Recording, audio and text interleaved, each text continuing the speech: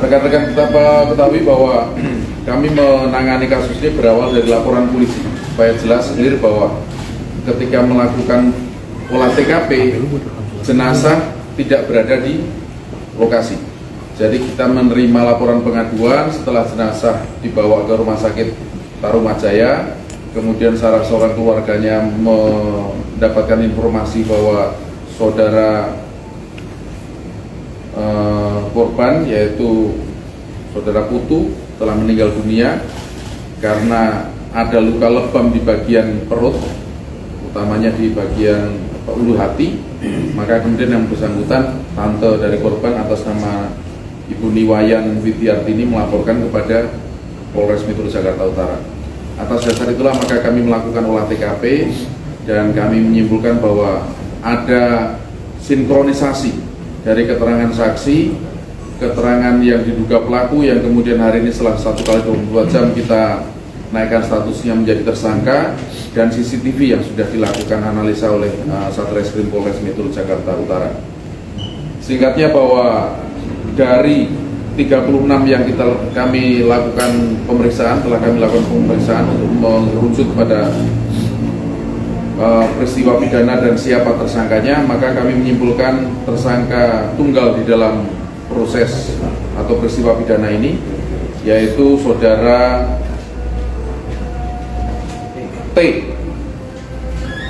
TRS, ya, saudara TRS, salah satu taruna STIP Cilincing tingkat 2.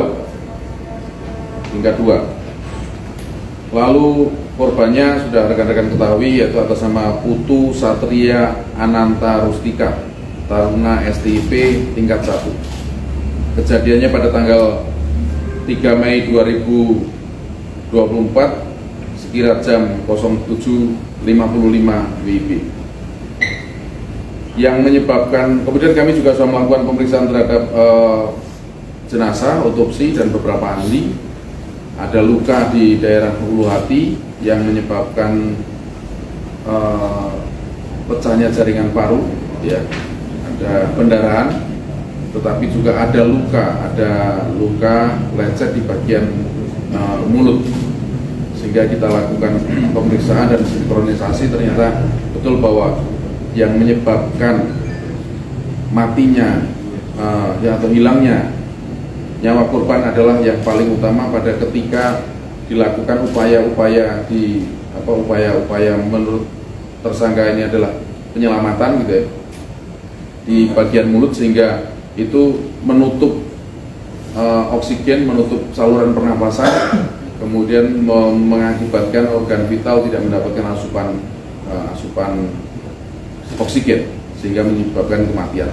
Dari luka yang ada di paru itu mempercepat proses kematian, sementara yang menyebabkan kematian utamanya justru ketika melakukan tindakan setelah melihat korban pingsan atau tidak berdaya sehingga panik, kemudian dilakukan upaya penyelamatan yang kemudian tidak sesuai dengan prosedur dan tidak ahlinya, sehingga jenazah meninggal dunia. Dan kemudian terhadap jenazah juga sudah selesai dilakukan pemeriksaan otopsi dan sudah dikembalikan pada keluarga korban.